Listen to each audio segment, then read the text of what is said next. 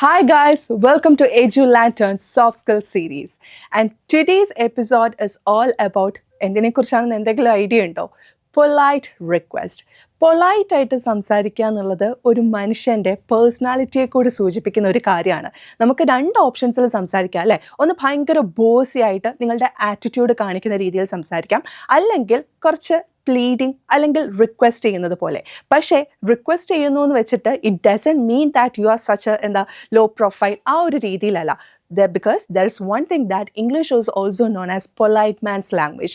നമ്മൾ മലയാളം സംസാരിക്കുമ്പോഴത്തേക്ക് ഇങ്ങോട്ട് കൊണ്ടുപോവാ, അത് ചെയ് ഇത് ചെയ് എന്ന് പറയുമ്പോഴത്തേക്കും മെസ്സേജ് കൺവേ ആകുന്നുണ്ടെങ്കിലും നമ്മൾ അത് ഇംഗ്ലീഷിലേക്ക് പോകുമ്പം if we try to translate, ഇവിടേക്ക് വാ എന്ന് പറയുമ്പോഴത്തേക്ക് കം ഹിയർ എന്ന് പറയുമ്പോഴത്തേക്കും we feel like it's a bossy language. So എങ്ങനെ നമുക്കത് മാറ്റാം എന്നുള്ളതാണ് ഇന്നത്തെ സെഷനിലൂടെ നമ്മൾ ഡിസ്കസ് ചെയ്യാൻ പോകുന്നത്. And one thing is that politeness makes your request easier to accept, especially in emails or at work.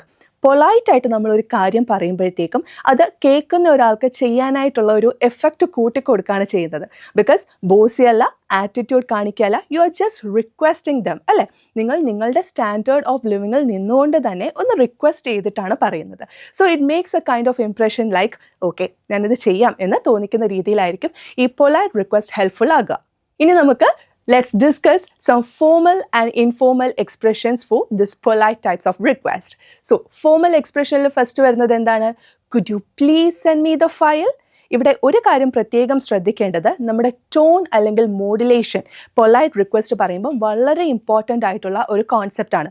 Could you please send me the file എന്ന് നമുക്ക് ചോദിക്കാം. പക്ഷേ if you ask it in such a tone like could you please send me the file, അതിൻ്റെ effect കൂടുതലായിരിക്കും. So when you are asking അല്ലെങ്കിൽ when you are saying some polite request, ഈ ഒരു sound മോഡുലേഷനും കൂടെ പ്രത്യേകം ശ്രദ്ധിക്കുക. And second one is that would you mind assisting me? Would you mind assisting me? എന്നെ ഹെൽപ്പ് ചെയ്യാൻ താല്പര്യമുണ്ടോ? അങ്ങനെ ചോദിക്കുന്ന വുഡ് യു മൈൻഡ്, അല്ലെങ്കിൽ ഇപ്പോൾ ഒരു ഡോർ തുറന്നോട്ടെ എന്ന് ചോദിക്കുമ്പോൾ would you mind opening the door, ആ ഒരു രീതിയിൽ വേണം ചോദിക്കാൻ. And next one is that may I ask for your help? ഞാനൊരു സഹായം ചോദിച്ചോട്ടെ? അത് ഫോർമലായിട്ട് എങ്ങനെയാണ് ചോദിക്കുക? May I ask for your help. Then I would appreciate if you could.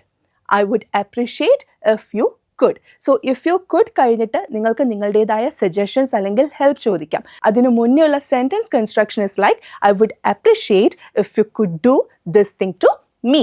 And next one is that would it be possible to see, അതൊരു question ആണ്. Would it be possible to, പിന്നെ നിങ്ങളുടെ എന്താണ് ആവശ്യം എന്നുള്ളത് പറയുക. So this is actually like a question. അതുകൊണ്ട് തന്നെ പറയുമ്പോഴും ആ പൊളൈറ്റ് റിക്വസ്റ്റ് ആണെന്ന് തോന്നിക്കുന്ന രീതിയിൽ വേണം മോഡുലേഷൻ ഫോം ചെയ്യാൻ. For example, would it be possible to do me that favour? Okay. Then informal എക്സ്പ്രഷനിലേക്ക് വരുമ്പോഴത്തേക്ക് നമ്മൾ എന്താ ചോദിക്കുക? Can you help me out അല്ലേ? നമുക്ക് എന്നെ ഒന്ന് സഹായിക്കാവോടാ എന്ന് ചോദിക്കുന്നത് ഇൻഫോർമൽ ആയിട്ടുള്ള രീതിയാണ്. അത് ഇംഗ്ലീഷിലേക്ക് പോകുമ്പോഴത്തേക്ക് can you help me out. അല്ലെങ്കിൽ പിന്നെ ചോദിക്കാം mind giving me A hand? ഒരു കൈ തരാൻ കൂടുന്നോ എന്ന് ചോദിക്കും. ദാറ്റ് ഡസൻറ്റ് മീൻ ഒരു ഹാൻഡ് ഷേക്ക് വേണം എന്നല്ല പറയുന്നത്. Mind give me A hand, ഒരു കൈ സഹായം പോരുന്നു എന്നാണ് ചോദിക്കുന്നത്. Hey can I borrow that? ഇപ്പോൾ ഇഫ് യു നീഡ് സംതിങ്, എന്തെങ്കിലും ഒരു ആവശ്യമുണ്ട്, അത് ഞാൻ എടുത്തോട്ടെ എന്ന് ചോദിക്കുന്നതിന് ഡയറക്റ്റ് ആയിട്ട് hey can I borrow that എന്ന് ചോദിക്കാം. Then think you could do me A favour, എനിക്ക് തോന്നുന്നു നിനക്ക് എന്നെ ഇതിൽ സഹായിക്കാൻ പറ്റും. ആ ഒരു രീതിയിൽ പല എക്സ്പ്രഷൻസും പറയാറില്ലേ? അത് ഇംഗ്ലീഷിലേക്ക് വരുമ്പോൾ എന്തായി മാറും? I think you could do me A favour.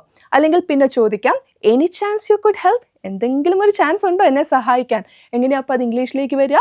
Any chance you could help. So ഈ formal and informal expressions use ചെയ്യുന്നത് മെസ്സേജ് വളരെ കറക്റ്റായിട്ട് കൺവേ ചെയ്യുമെങ്കിലും സിറ്റുവേഷൻ അനുസരിച്ചാണ് ഫോർമലും ഇൻഫോർമലുമായിട്ടുള്ള ഒരു കാറ്റഗറൈസേഷൻ വരിക.